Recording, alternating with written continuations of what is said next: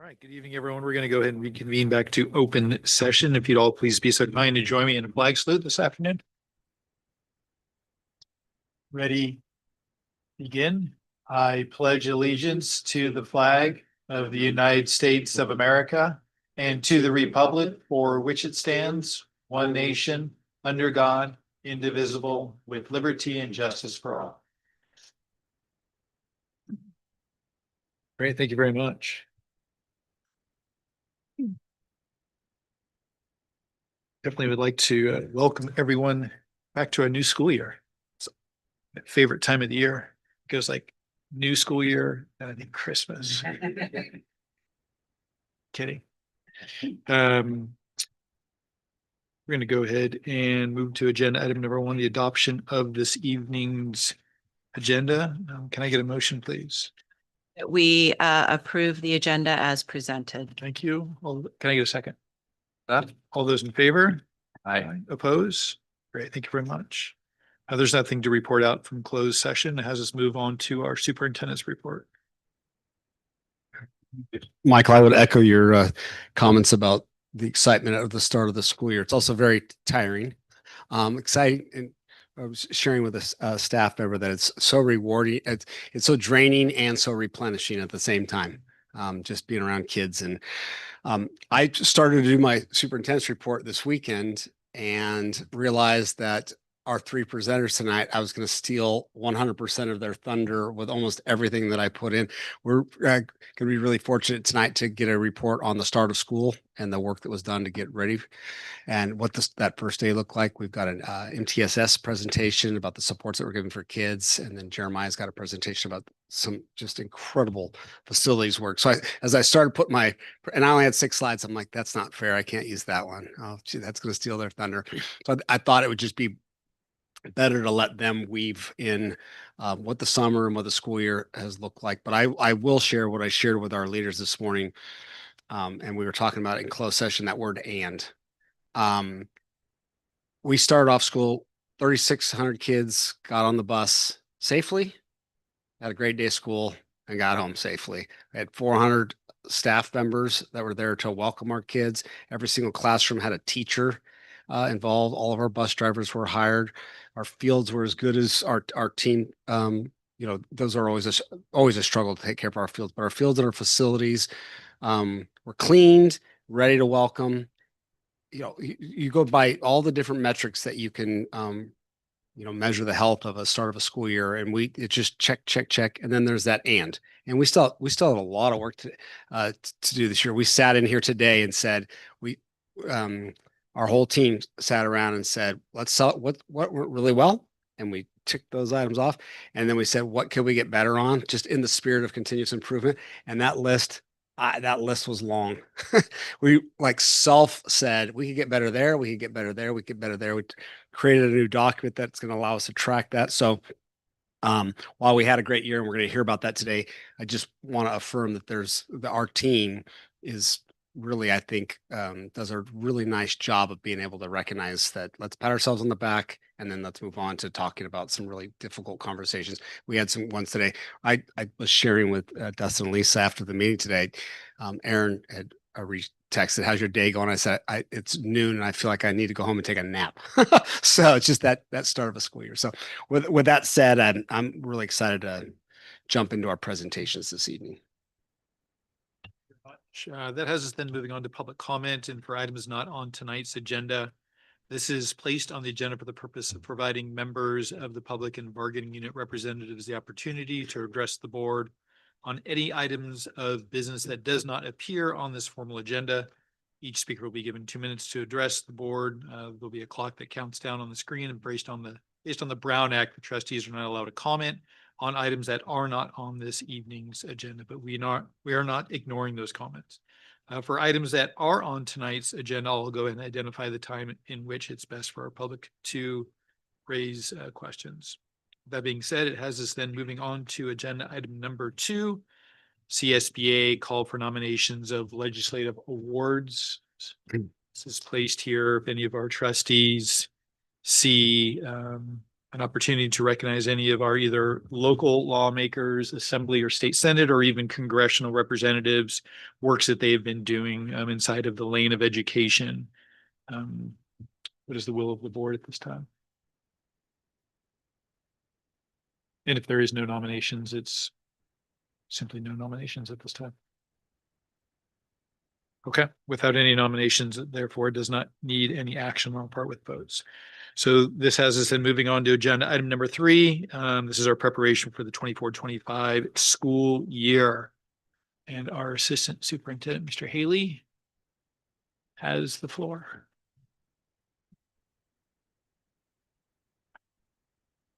Good evening.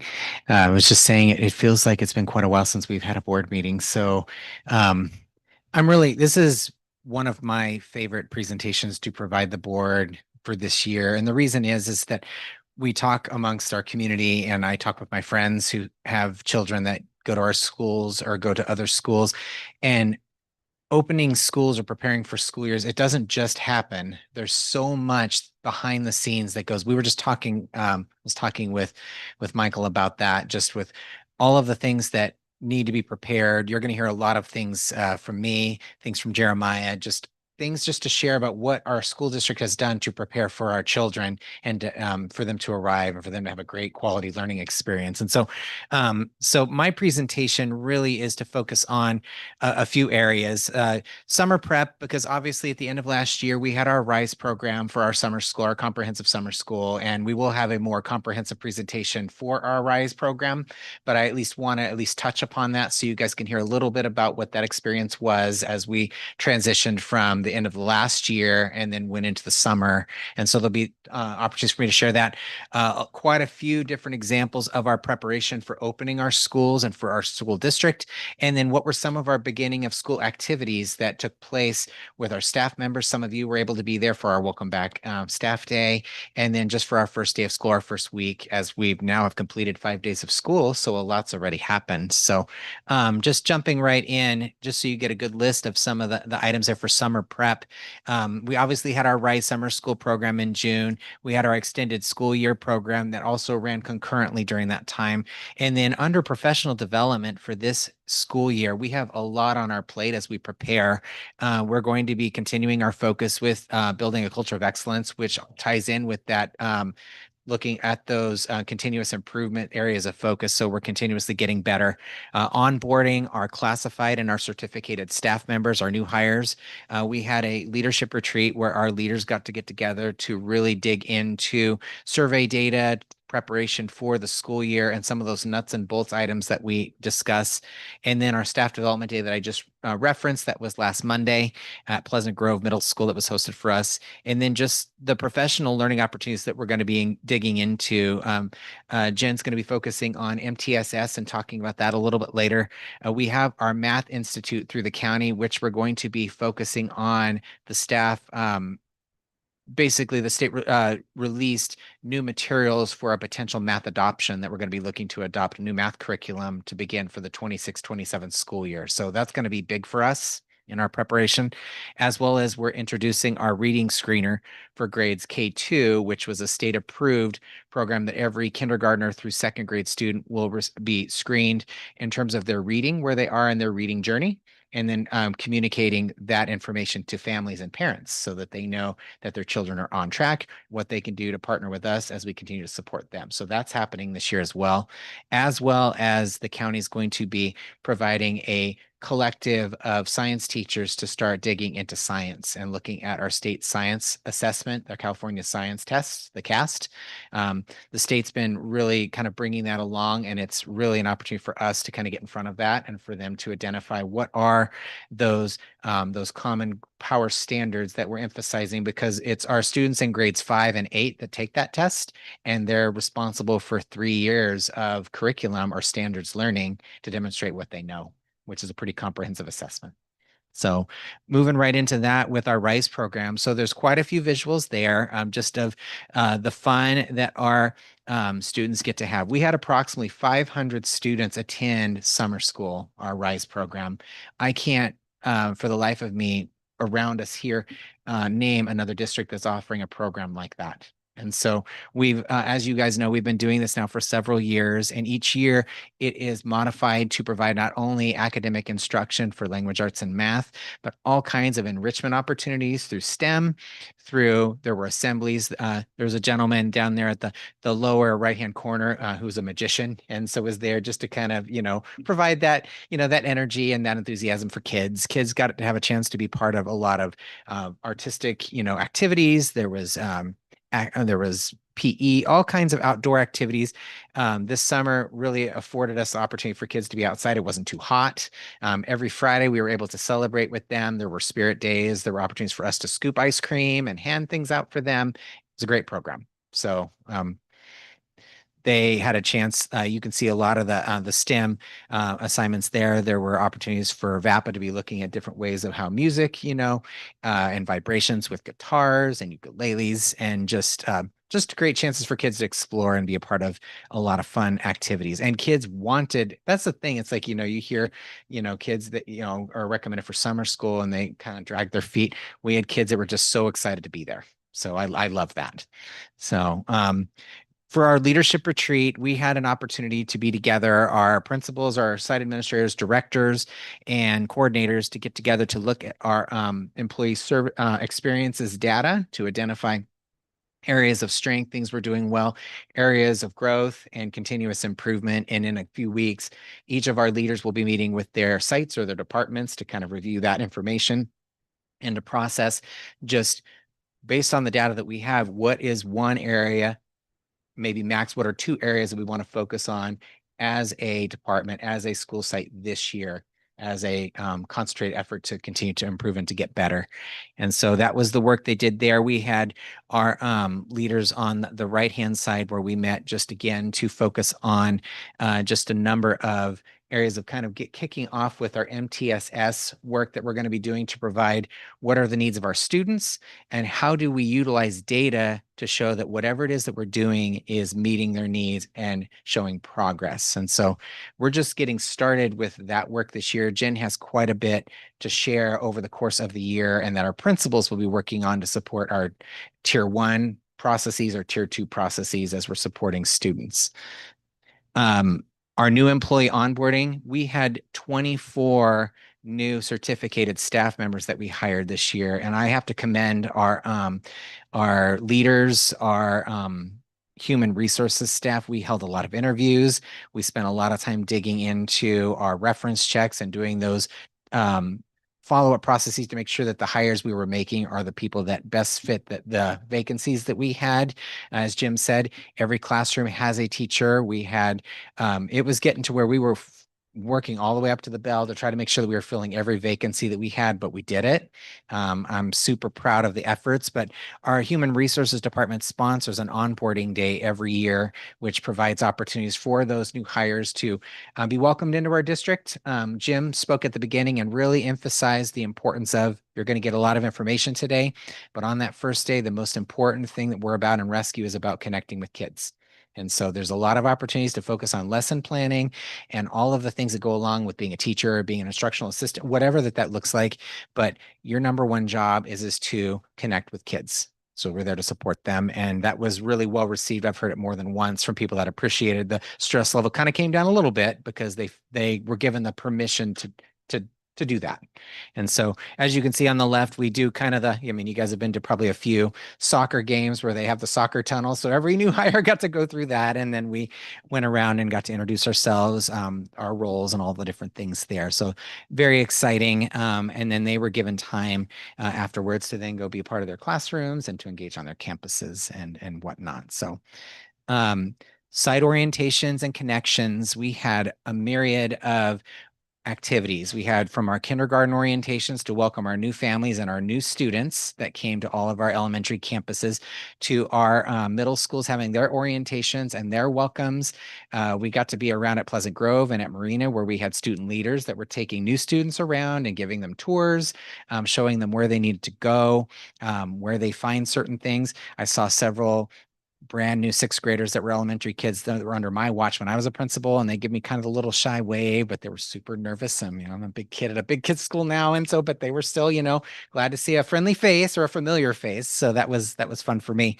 But, parents were engaged in all of this, really making sure that all their questions were answered. And our principals and site administrators do a great job of doing those connections. And then we had a lot of social activities where we had popsicle parties and just different before school things where parents could get their kids together with their friends and they could just be together, kind of celebrate those last few days of summer, but at the same time be excited about the school year. So very, very cool. And you can see that there. These are just some photos of some of those social events. You can see kids getting Otter Pops. You get our kindergarten teachers, what they would do is they would take the students with them into the room while parents got to learn about the nuts and bolts of like, breakfast and when does the bell ring and what does drop off and pickup look like and what about the bus schedule, and just answer all of those questions, especially, remember when you were new to your first time and you're taking copious notes versus it's your fifth kid and you're just kind of seeing if there's anything that's new. We had kind of a cross section of all of that, but we try to do a really good job of supporting all of them so that they're able to, I used to say to survive the first day of school. And then after that, it's all gravy after that, just getting the kids there for the first time. Our staff development day on the 4th of August. I was grateful for Pleasant Grove that hosted our event. And I'm always grateful for any of our sites that host because they have other projects that they're considering to do. And so their custodian worked overtime to make sure things were set up. We had chairs set up. Our food services provided breakfast for everybody. And then probably one of my favorite things is just getting to celebrate the years of service that our different employees and our different members of our rescue family that have put in over the course of time. And so we get to call their names, and every 5 years they receive a pin. Jim will be up for his 5-year pin next year. So he's been asking for a couple of years so that he gets one. So Michael got his. And then of course you see Kim up there. She actually got to have her photo taken as somebody for her 15 year. So whoop, whoop.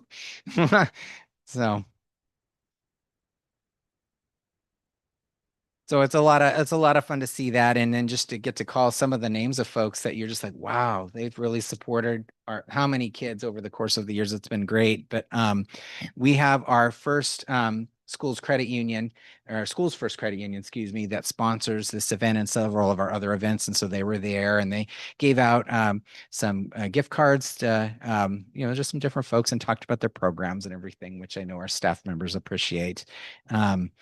And then just for preparation for the year, later on that day, all of our sites had their first staff meetings, their first kind of getting started for the year. And there were lots of opportunities to just be excited about the year. What are we about? What's our theme for the year? How do we want to welcome kids? What does that first week look like? And it was really, we visited all of the sites, and it was great just to listen to our leaders and our staff just talk about what they're excited about, what they're looking forward to for this year. And so there was a lot of fun. I do want to highlight our new principal at Jackson, Molly Griffin, who's really jumped right in. She came dressed up in her golf attire and really talked about, we're going to have some birdies, we're going to have some bogeys. Let's talk about how we're going to play the course this year. And the staff loved it. So it was really, really just kind of a great way to kind of highlight things there. So that was great. For the first day of school, if you walked around, we had our middle schools that had the red carpet rolled out so that students could walk through and just be celebrated by our student council or our student leaders, and our staff members were there too. There were several places to take first day of school photos. We had, as you guys know, parents all take their kids to school on the first day. So they navigated, traffic, as well as could be expected on the first day, but still it was great. And there was just a lot of really positive energy. And then our staff spent quite a bit of time spending the time just getting to know them, focusing on routines, focusing on let's walk around, let's take a look at where things are, making sure the kids knew the campus, knew where to go, ask questions, getting a chance to meet their classmates, and then digging into those beginning of the year assessments, where over the past couple of days, we focus on just seeing what kids know. What are they about? What are areas where they might need help, and just building that classroom community. And so first day activities, we had those assemblies where those rules and procedures were done. We had at our middle schools, we would have rallies that would be done just to try to encourage that school spirit and that connections. You can see, just to kind of see, you see in the upper left-hand corner, you see Mr. Shoemake. He's being welcomed on the red carpet, and so they're clapping for him there. Again, Mrs. Griffin doing her assembly down below there. I highlight just in the middle there, we have one of our kindergarten teachers at Rescue. And one of the things that they do that I really, really like is that they will, for the first couple of days, the kindergarten teachers assess all of the kids, and then they will have them almost engage in just various activities, and they don't make the class lists until the start of the first full week of school. And the purpose of that is our kindergarten students, many of them are new to us, and they're the students that we know the least about. And so this is a chance to, instead of just trying to build a class where you don't know just the dynamics of the students and what their academic needs are, is to engage them in all kinds of activities and assessments, and then to build the classes for them to get that start ready to go. And so I don't know of another district that does that. So the time and the thought that's taken to develop those classes, I think, is fantastic. So here you can see just at Pleasant Grove they held a rally, and there's different activities that they had there for the kids to be excited about, just up there with all those water bottles that were there. And what you don't see, and you maybe saw it in the Monday memo, is that there were kids that had to wear like a blindfold something, and they had to weave their way through this obstacle course without knocking them down. And it was almost like if they were an elephant and they had like a trunk, it was something that hung from their blindfold, and they use that to kind of help guide them around to try to make it. And of course, the kids are excited and all jazzed up about that. And that was super duper fun for them. And then at the bottom, just our yard supervisors getting involved with talking to kids about, what does recess look like here? What are the things we want you to do? Because this is your time to have fun. So let's talk about what that looks like. And so spending time there. So a lot's gone into just getting started. We're 5 days in. And as Jim said, it feels good. And a lot went into starting the year. The kids are here. We're excited. And just moving forward, we're just glad to be back. So any questions? Mr. Player, are you reaching? What an unbelievable update. I just feel very proud to be part of this team in this district. And last weekend, my 10-year-old who's at Lakeview had a tennis tournament in Sacramento, and had a young family from Elk Grove. They were new to Rescue Union. And the mom just kept raving about the orientation experience of her sixth grader at Marina and the buddy system and just that whole process. So I just feel very proud of that right now. Thank you, Dustin. Dustin, you had given a number at the beginning of your presentation regarding RISE. I think you said close to 500 or 500 students. Since we've introduced RISE, have we mapped those numbers? Can you tell me if the numbers are growing, if they're maintaining, if they're down? They're growing in terms of the elementary students. I will tell you that 500 number, that first year that we had RISE, remember we offered it to middle school students as well. And so that was a comparable number, including them. When we dropped down to elementary, it was closer to 400. So we've added incrementally a few more students, each year that we've been able to, to serve and to support. So there's a lot of families that really are interested in it. We obviously reach out to students that are recommended, but really we don't turn anyone away that wants to participate at our elementary level, and that's K-6. So I remember raising a question towards the end of one of the last board meetings and seeing if there was correlation or connection to our attendance and RISE to some of Lisa's presentations on projected student attendance. And I don't know if we've been able to go back at all and look at some of those RISE numbers and draw a correlation to our attendance, its growth or its flatline or decline. And I was just curious. I have not seen those numbers yet. I know that it's something that that just could kind of communicate with Dr. Malott that I know will be presenting to talk about RISE. I do want to mention that this was our first year that we utilized. We've had a number of interested teachers that are focusing on getting their administrative services credential or building that experience, that leadership experience. And so we had 3 members of our teacher team that each also took time to serve as a site administrator during our Summer School Rise program, which was exceptional because I feel like as we're trying to build those leadership opportunities, we had those folks participate as well. Great. Mhm. Are you aware, this is a little bit of side note from your presentation, but if EDCO is exploring the preliminary administrative credentialing, I know Placer County has just taken that on recently and to remain competitive. I was just Mm. curious if EDCO has been looking at that.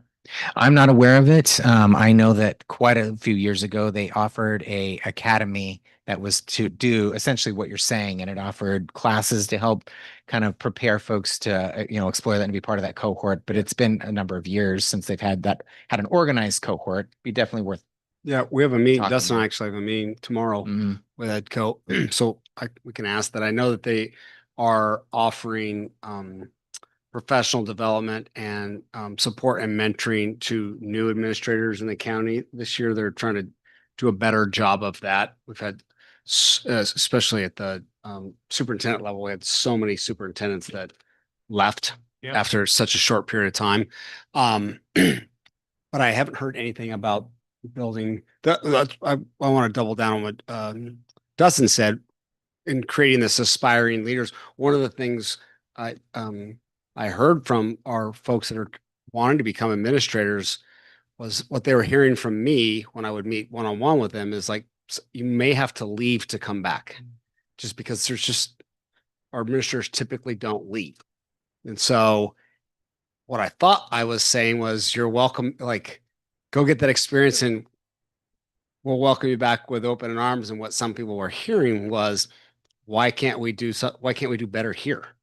And so I was really pleased, and I was glad they gave me that feedback because otherwise I would not have known that. And I was glad that our team figured out a way to do that. Lisa worked on identifying a budget that allowed us to just try to grow these folks. And I know all three of them felt very heard and thankful.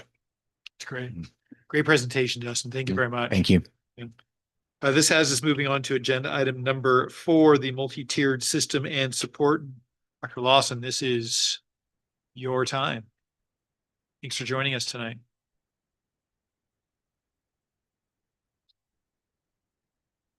But I'm happy to actually building off the. There you go. So tonight, what I'm talking about is building off of what I shared last year, a lot of what Dustin has talked about. So tonight, some topics to be covered, connecting last year's work to this year. Really focusing on our multi-tiered systems of support and how we are making it specifically rescue.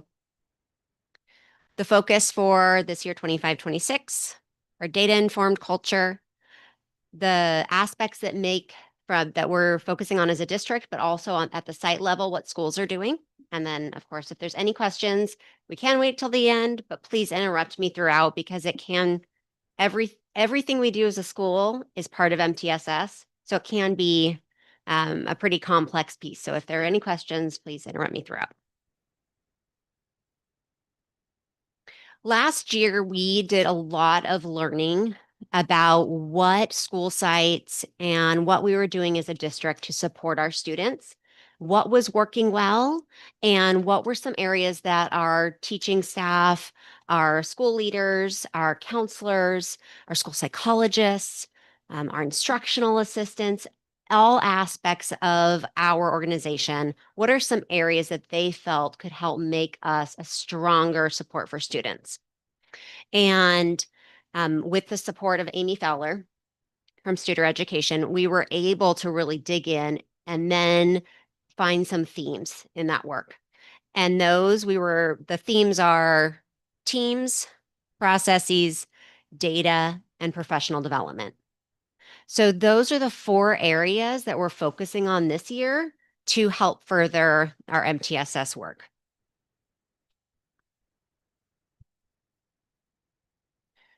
The first thing we did, and Dustin actually showed a picture of this with our site leaders before school started. So we looked at our board focus goals. So you'll recognize, even though it's very small print, you'll probably recognize that document there. And I asked the site leaders to go through and look at the board focus goals and highlight areas where they saw MTSS in our goals. And I know it's small again, but if you look at the yellow, it's throughout. And this is an example of what one of our coordinators, another coordinator, completed there. It was all throughout. And so we were able to really look at how MTSS is not just another thing, it is who we are and what we do. And so as we move forward, we need to slowly look at how we can continue to support students in a systematic way, but it just becomes part of rescue. So the visual then on the right takes all of those pieces of multi-tiered systems of support and recognizes that they're all really just good aspects of that are good for all students. So this includes an instructional focus on academics, social, emotional, and behavior, inclusive curriculum, engaging instruction, and the importance of educator collaboration, and a connection with our family and community. The structure of MTSS is designed to bring people and systems together, and the end result is better outcomes for our students. Jen, can you pass that highlighted document around as you're presenting? Is that okay? Thank you.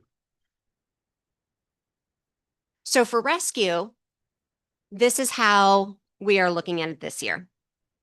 We're going to continue to focus on data, and I'll show you a little bit more about the data in just a moment. We are with the we'll have a new math adoption process this year, and Dustin will share more about that as the year goes on. We're adding quite a few new resources throughout the year within our multi-tiered systems of support. When we talk about tiers, we're looking at students who, you know, that initial, it's the universal tier 1. They get right away what a teacher is instructing. They don't need any additional support. But then there are about 20% of students who do, whether it is in an academic area, social, emotional, behavior. And so we are continuing to build those systems. We're also adding more community events this year. We had another fantastic back to school event right before the start of school, where we were able to support over 70 students with backpacks and new shoes. And I'm sure you saw all those pictures that have been shared. And our teachers are going to continue to engage in professional development. And this year, throughout the year, we will have opportunities for them to dig into the Universal Design for Learning, which is an increase in engaging instructional practices. It's a lot for this year. As I was going through it, I was like, wow, we are doing a lot, but it's all very manageable because they are in different areas of the work we do. So it's going to support students in multiple areas without taxing the system as a whole, which is helpful. Okay, so speaking of data, MTSS is founded in data. We have to look at data to see what's working, what's not, who needs more, who needs a different type of support. We are constantly looking at data. And one of the ways this is an example of some of the data that we need to look at. This here, and I think I shared some of this last year, this data specifically is reading data from our English learners. This is beginning of year last year. We had 24 students who were included in an intervention group. This data right here, we are looking for green and blue. Green and blue means they are reading at grade level. Yellow means they are close. Orange and deep orange means that there are significant reading deficits. And red means they are pre-readers. So learning letters and more specifically sounds, letter sounds. So as you can see, beginning of last year, we had work to do for these students. A majority of all of these students are grades 1st through 5th. Okay, so letter sounds is a TK and beginning of kinder. Okay, more of a review in kinder. But by middle of year, after receiving strong core instruction, so that's that tier 1 in their classroom, they are getting that strong instruction, plus tier 2 pull out additional support with a systematic curriculum. We can see that there's growth. We're progress monitoring, we're looking at the data, it's working. So this is middle of year. And by the end of year, we had almost 70% of these students reaching grade level proficiency. Amazing, amazing.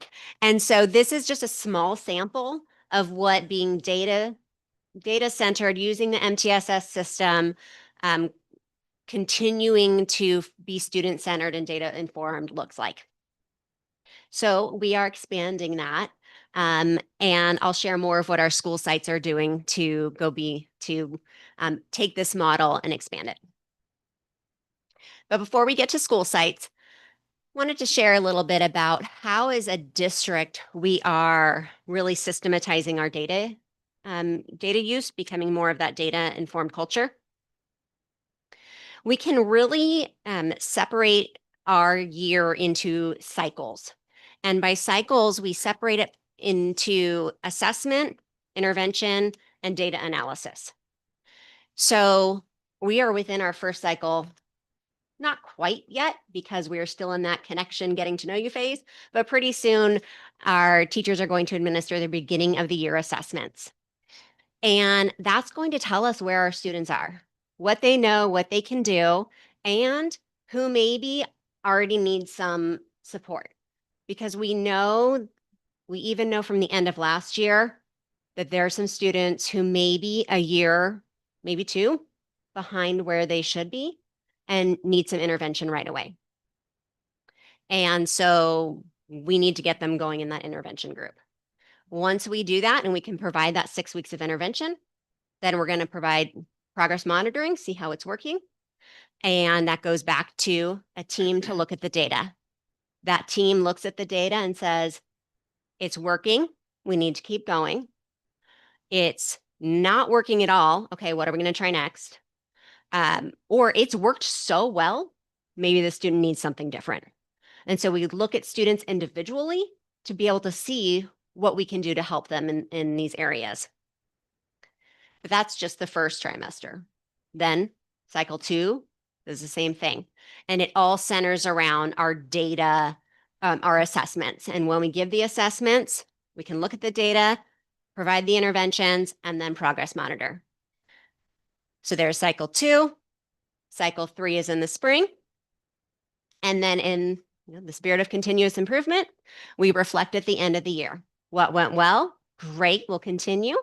What can we do better? What do we want to change for the following year? Because perfection doesn't exist. I always tell my daughters that. It doesn't exist. So how are we going to always look for those areas where we can continue to improve? So that's on the district level. Now, school sites are taking this and looking at how they can work within their teams and support their students based on what they have already existing.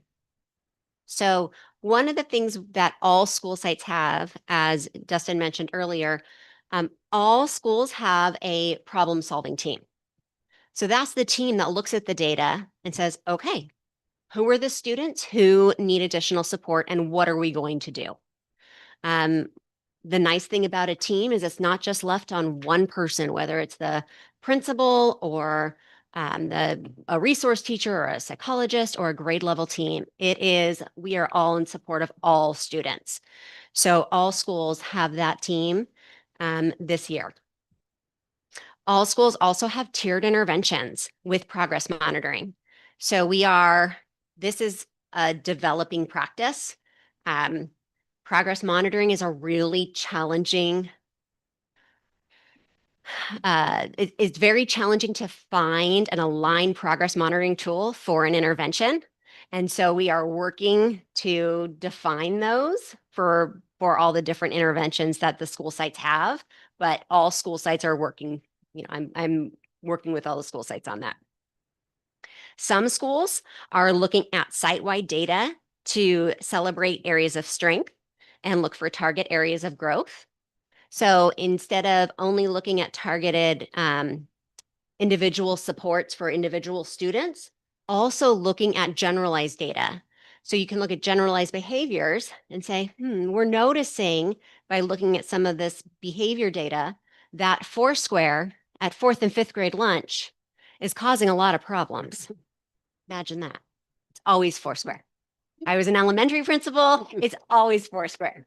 And so what are we going to do about that? Let's have one yard duty who's over there reviewing the rules, reteaching. We can look at it in a more global way as well.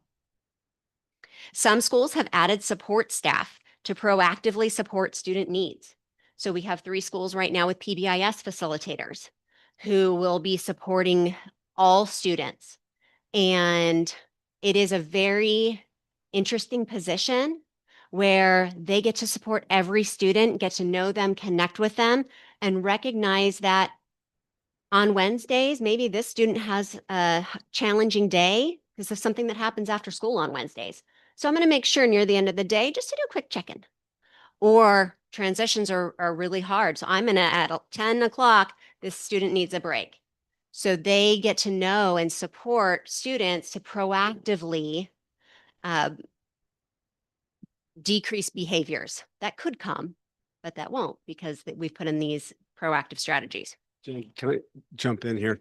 This is a newer position in the district, and I cannot tell you how many people have stopped me to say, whether it be teacher, the main office, the principals, the sites where we've rolled this out, we've been really good about identifying the right person for this job. We modeled it, we tested it. Last year here at Green Valley, we did a pilot. It's just, we created the job with Jen and with a lot of input, and it went really well there. So we said, let's expand it. So we tripled it this year.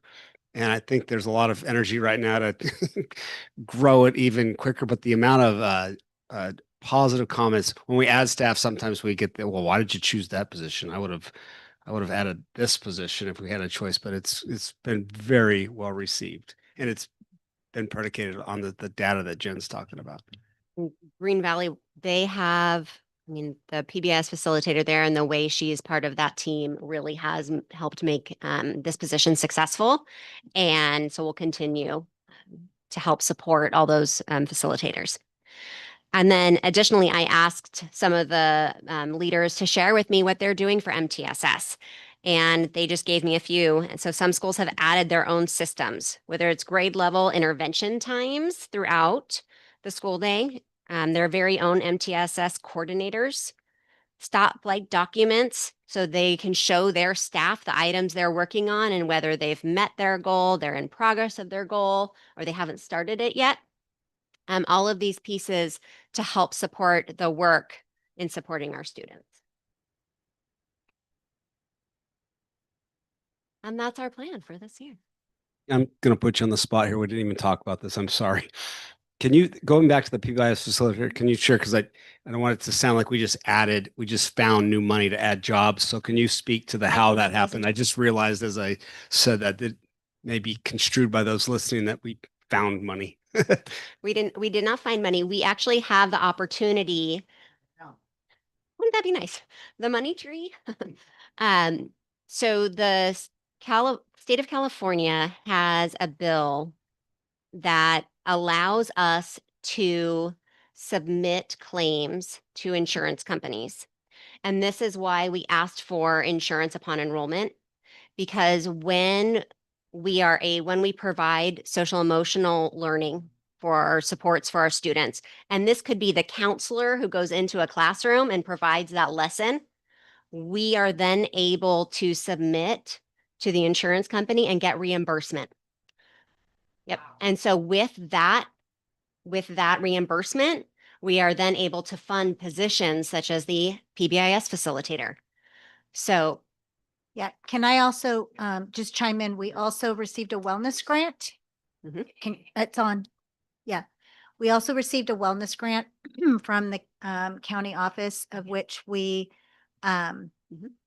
Jen found for us as well.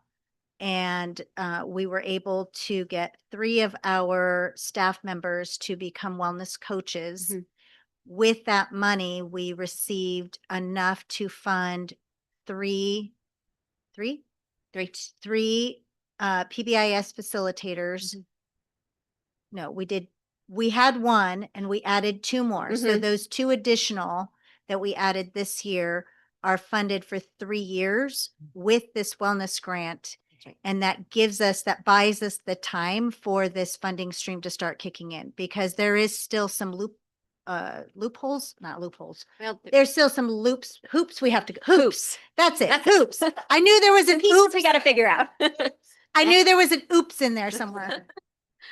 Hoops we have to go through Mhm. before this funding stream will come through. But we've started it. We're on the right trail. Mhm. I expect that it will probably be another year before we actually start seeing money come from that process.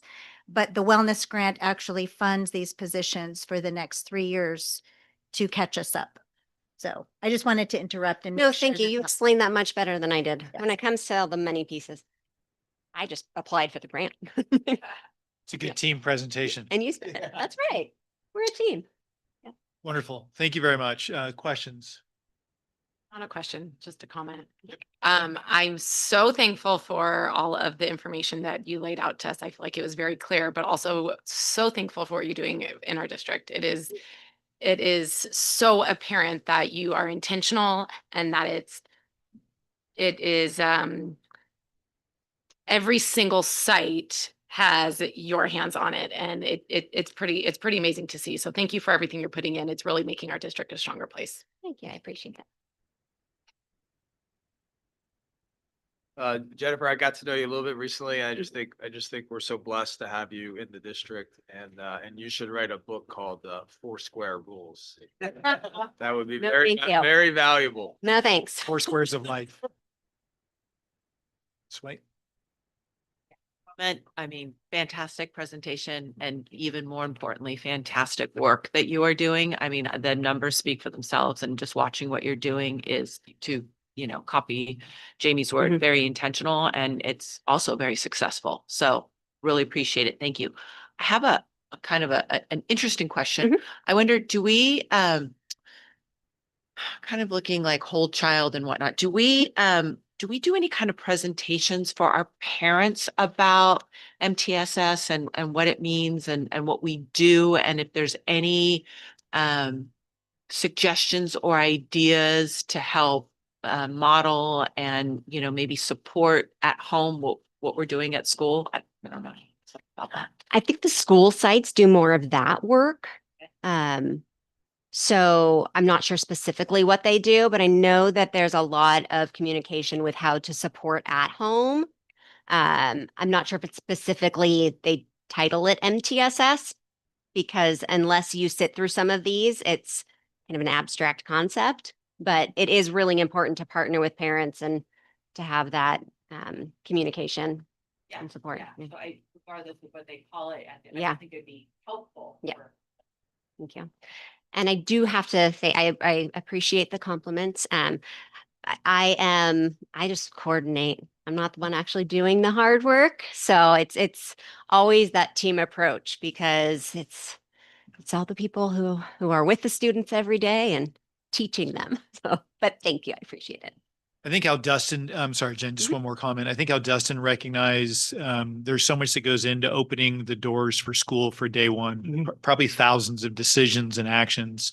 I think this is just another example that there's so much more to our students and going to school and learning than just our core subjects inside the Mhm. classroom, which our teachers do a wonderful job at.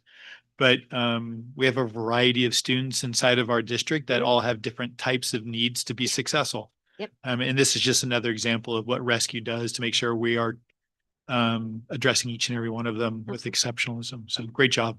Thank you very much. Yeah, you bet.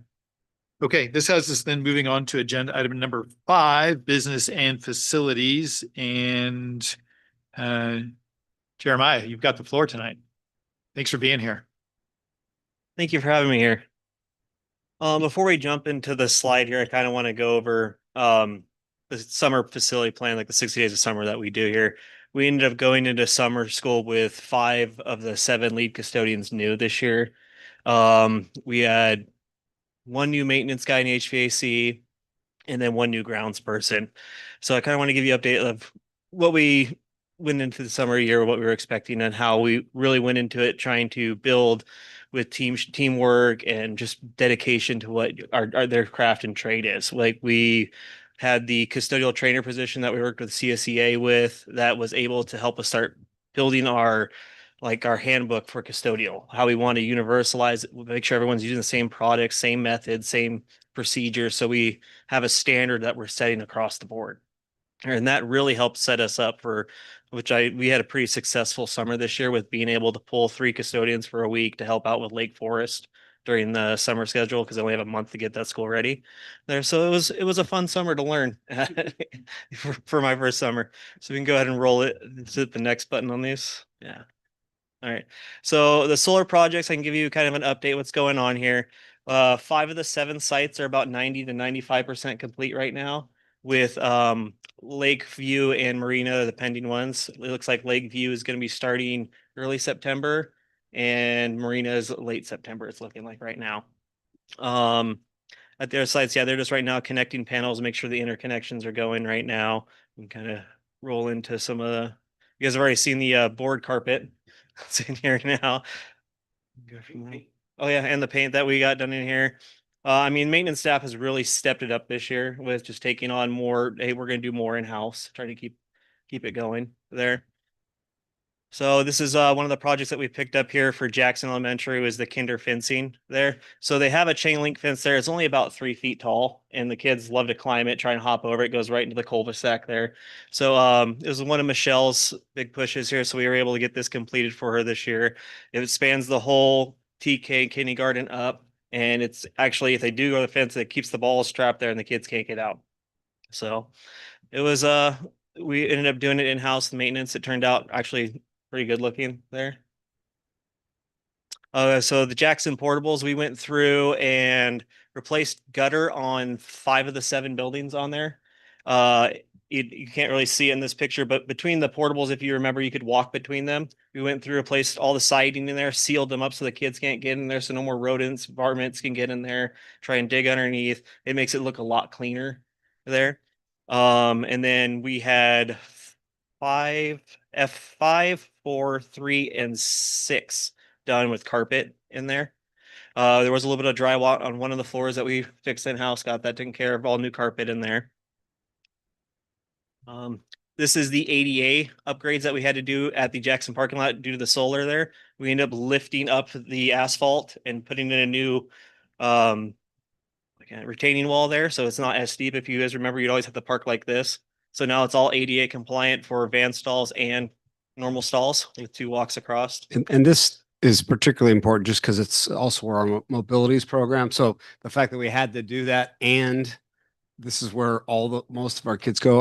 Austin Reininger also attends here. And I know his family was super excited to be able to get out of the car and that the wheelchair is not rolling down a hill. I mean, his is self-propelled, but it has been a challenge for families there to navigate the parking. It was so nice to see that. This is the Green Valley Sea Wing. So we ended up replacing all the lighting in the Sea Wing at the Green Valley Elementary here. It had the old pendant lights that were hanging down, and in each classroom there was over 3 to 4 of them out. So we ended up going through the retro with dimming lights, LED, everything on it. And it's like a surgeon's office in there now if you wanted to go in. It's great. It actually helps out custodial too, because you're not having hanging down lights. You have to wipe down the dust. There's less buildup. So it actually helps out with cleaning, keeping the classrooms more sanitary. This is the Green Valley kitchen epoxy job that we had done. So we had them come through. They removed all the linoleum, ground it out, installed all new epoxy flooring in there, and reinstalled all of our equipment on there. It's hard to see in here, but it actually turned out pretty nice to see. And it also helps speed up with our custodial staff because we're not having to strip, wax, do all. You can just mop and go on that. So it's one of the things we were looking for efficiency in to help speed up processes. This is the Pleasant Grove Middle School tennis courts. This is a bigger project that we took on this summer with the help of Vicini and A&S or J&S Concrete. The Vicini, we tore out the parking lot and ended up having it replaced with all new asphalts. There was a drainage issue underneath that was causing these big fissures to open up. So we ended up putting a full French drain around the system and tied it into the drainage that's already there for the fields. So it won't split no more. It would be safe for the kids to walk around. And this August 25th is when it is getting its acrylic coating put on. So it'll be lined for 8 pickleball courts, 4 tennis courts, and 4 floor hockey courts on there. Can I jump in on this? And Lisa and Chairman, I have not shared this story with you. I'm on a plane this weekend for my nephew's graduation. Mark Holmstra who was the El Dorado Hills CSD that we did a lot of work with trying to get this project and one at Marina. And then he ended up resigning and taking the Cameron Park general manager position. He's on the plane. And as I'm boarding, he goes, we need to talk. I drove over and saw the Pleasant Grove. We want so, and the lady from CSD or El Dorado CSD reached out. They want to talk about it now.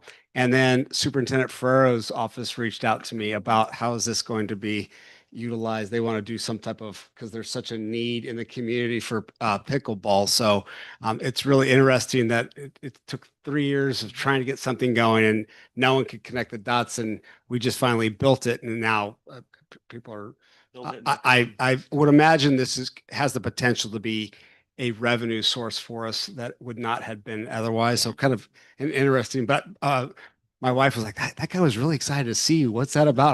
I go pickleball court. He wasn't excited to see me. He was excited about pickleball courts. And he's like, we have light. We will put the light. I mean, so it's really interesting how this is going to be. It'll be interesting how it turns out. Yeah, I do want to share that Jeremiah and I did chat about as we were looking at the quotes for this, like how expensive it was, that we could probably get our money back in the next few years. Just because we know that it's a big need. And I do want to share that one of the things that Jeremiah had to contend with as they were digging this is when he was saying there was drainage issues, there was no joke. They had to literally, once they got all the old asphalt out, they had to rotate the dirt for a week to have it all dry out before they could relay the asphalt. So when they had the chipper on it, the chipper was sinking like a foot into the ground when it was trying to pull off the blacktop on there. It just had they never compacted it and it saturated underneath there. Let's see what's the next one here. So this is the Pleasant Grove Middle School Library. This is one of the things I've noticed when I first started working here is the stucco condition at a lot of our sites is just hasn't been properly maintained. So this was one of my bigger pushes going through and at least trying to get 1 or 2 buildings caught up so we don't have to pay the big cost of having to replace it all. As long as we maintain it, we can start keeping the bill down on that. We ended up having to get the whole building redone and painted. It looks like a brand new building if you walk around it compared to what it was. I wish I had a picture before, but where that light post is on the second picture, you could just see it look like a wave with the cracks that were on that wall as you drive by on it there. And it looks amazing. This is a job I was trying to keep secret from Jim, and he's clever. So this is the Pleasant Grove Middle School locker rooms. The custodians ended up doing this both in the boys and girls locker rooms. If you look at the benches there, they went through and sanded them all down, burnt them all with that wood burn, and restained them and sealed them. They did that as they were able to get all their summer cleaning done due to how we structured this summer. And they were, hey, we want to do this and do something for the school on our downtime. This is what they ended up doing. And honestly, it turned out awesome in there. And they want to try and keep doing it at other sites there. This is the Pleasant Grove Middle School in Marina Village. Gym floors after the refinishing from, there's about a 2-day project per site there with the custodians and our rep from Hilliard came through. We sanded all the floors down, or the custodians sanded all the floors down, resealed them, and they actually had to hand sand certain areas because there was layers that were built up from previous years that no one took care of it. And they turned out amazing this year. This is the Marina's gym wall. This is from ever since I've talked to anyone, Levi says it's been like that for 8 years. Well, it's no longer like that anymore. We ended up going through it. It was combination from the gutter had failed up top and it had gone behind the water backing on the stucco and actually caused pockets. So when the kids were throwing balls at it, it would break open the balls. Like we had probably 5 or 6 holes that were the size of basketballs on that wall. We ended up getting it taken care of this year, replaced all the gutter, new bird netting. They find out that it was actually a concrete building tilt up behind that, not wood. So we kind of lucked out with the dry rot issue there. So we didn't have that. I mean, you can tell how much better it looks now there. This is the Marina Village gym, or this is the MP here. They had come through, repainted all it. It has new blinds, as you can see on the, where they used to have the trash bags taped up on the windows. They have new pole blinds on there on the stage. The stage trim has been painted, and I believe the Marina Ohana sign is painted too on that. Was it PTC? Okay. This is Marina Valley kitchen. So in this kitchen, it had only a single compartment sink for them to be able to wash their dishes. We were able to reutilize the sink from the rescue gym project as the 3-compartment sink in here. So we just we hired a contractor to install that, do the epoxy floors in there, and that also helps save the cleaning of the downtime with stripping and dealing with grout that just sucks up everything. This is the other part of the project they had done there. We ended up repainting the walls white there and installing that table length stainless steel shelving in there for the kitchen staff to be able to utilize more storage and make it look more clean also. This is the serving area in here. So before it was just the standard concrete, it's epoxy now. It does look better than this picture now because I made them re-go through it and do it. And there, but this is before we had installed everything back into it on there. This is Lake Forest's parking lot. This is a problem that popped up during the middle of the solar when we were having it installed there. We found out that certain spots of the parking lot were less than an inch thick that we were going through. So that's why you'd have the sections that just look like an alligator's back all the way through there. So we ended up pulling the gun because we had some work being done with we had to remove a fire hydrant, and we didn't want to redo the road and have to redo the road again after we put the fire hydrant. So we were able to contract with Vicini. They redid the hydrant and then came back in and paved after it. So we wouldn't have any patching back on anything on there. And it actually turned out really nice. Yeah. They were actually able to fix all the ADA in the stall. So we had that corrected too before it was done. This is the removal of the fire hydrant. I don't know if you can kind of tell in the second picture, that was all rock. They had to bring in a dozer to dig that out. Yeah. That's probably about 5 feet down of just solid slate on there when they had to move it. This is F3's floor replacement. We had a contractor come in and remove this floor due to time constraints. We had them come in because it was like 2 weeks before school and we needed to get it done. They came in, replaced the floor. I ended up getting the classroom recarpeted on there. And I mean, you can't even tell now when you walk in there. Also, I didn't know if the carpeting, I told you, we went through and actually did 5 classrooms at Lake Forest also got new carpeting, plus one at Green Valley, the extended day got new carpeting, and C6 at Rescue also got new carpeting. This is the new gym at Rescue here. Maintenance installed the scoreboard there. And if you can see in the bottom right picture, we installed the ceiling tiles also in there to help out with the acoustics that are in the gym this summer. Fields and grounds. So a big push of mine this year was to get more of our grounds looking what they should look like, in my opinion. We started getting, if you can see the tractor in there, that tractor we were able to actually get up and running again this year. It hasn't been used in, from what I've heard, 6 or 7 years. So we're starting to utilize the equipment that we have at hand to help maintain our fields on there. If Pleasant Grove field, we ended up going through and reseeding and re-aerating and fixing irrigation on it. We did Green Valley's field on Foxmoor. We're getting there. We still have a little bit more work to get to where we want to be with it, but it's a move in the right direction that we're ended up doing. Jeremiah, can I ask you a question in between here? The grounds and the grass cutting and stuff, is that done by our custodial that does all the other work on our campuses, or is that a specific team? That's a specific team that falls under our utility techs. there, and they usually one's assigned to two sites, and then I have Wednesdays are all going to Pleasant Grove. On there, it's a team of 4. Has, at any point, have you or your team explored or looked at the unmanned lawn mowing devices called Robins, I think it is? We haven't. I've joked about them. I mean, we saw them at the leadership retreat. It was Yeah. running over a light post when we were there. At the Serrano Golf Course. It was running over there. I mean, for certain stuff, it would be nice to have. But with the kids and the amount of people that we have on our sites, if it's going off at night, it's just too easy for someone to come walk off and take it. There, in my You're right. opinion, and for the cost that they cost, Yeah, they're pricey. yeah. I was just curious your opinion about it. Yeah, no, it'd be great if we could keep people away from them.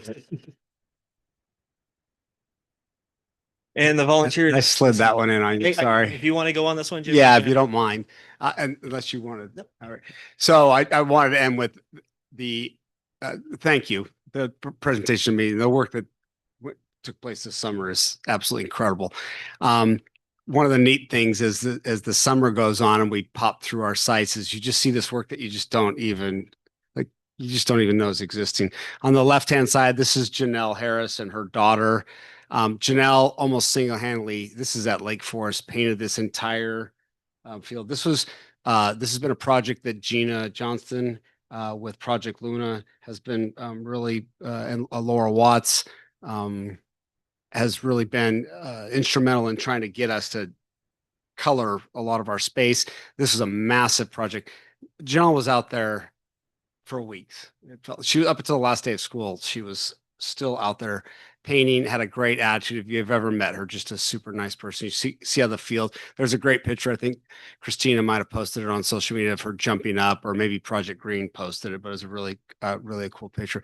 On the right-hand side there, Gina Johnson's in the back. We were walking to talk about the solar project, middle of summer, and Gina's there, and she's got Ava Grace, Nikki's daughter, her daughter's daughter there over while she's watering. And it just was a reminder to me, like, it was the middle of summer. Gina's not a 12-month employee. I don't think so. Yeah. And she's just there watering, bringing her granddaughter. This woman is just out of the kindness of her heart. Janelle is showing up and working. And this is just 2 things that I just happened to stumble across. It wasn't like they sent me a note and said, hey, I'll come down and take a picture of, look at me. This is just the work. And Gina wanted me to tell you that the night that she did her presentation to us last year on Project Green, she left the presentation, got in her car, and got a text that her daughter was in labor. Thank you. And she rushed down. So she knew I was going to take this picture of her, and she said, "I'll make sure the board knows that Ava Grace was born just a little under a year ago." Is that? I think that's no, not at all. I did get permission. Yeah. I think, is that the last? Yeah, that's it. Awesome. Jeremiah, great presentation. Let me open it up to some either comments or questions from our trustees. No questions, just comments. I am so floored at how much you accomplished this summer. Halfway through, I was like, there's probably only one more. And then I think there were 9 more. That is so much work. Thank you for putting in all of the time. Even just what you were saying about the sighting, I just happened to notice. Well, thank you for noticing, because that means time and money and energy and money and money and money, right? So thank you so much. That's incredible work. Such a short window of time. And it seems like all of our sites were touched. So kudos. Thank you. I think we so often take for granted how great our sites look until they don't look great, right? So it's kind of one of those almost thankless jobs, except we want to be sure that we say thank you. Thank you. Great job. Thanks. Yeah, you bet. Okay, that has us then moving on to consent. We do have 2 items to pull. Item number 6 and 7. And we will be bringing these, our superintendent and staff will bring those back to us, it appears, at a later date. Am I correct? Yep. So if we can get a motion to pull 6 and 7. to start with, and then we will go consent 8 through 20, please. 6 and 7 from the consent agenda. Thank you. Is there a second? Motion made and second. All in favor? Aye, oppose? Motion passes, and therefore I just need consent on 8 through 20, please. I move that we approve the balance of, balance of consent. Thank you. That's 8 through 20. Is there a second? I'll second that. Motion made and second. All in favor? Aye. Oppose? Wonderful. That therefore moves us to adjournment. Ms. White? Yes, I move that we adjourn at 7:44. Great. Thank you very much, everybody.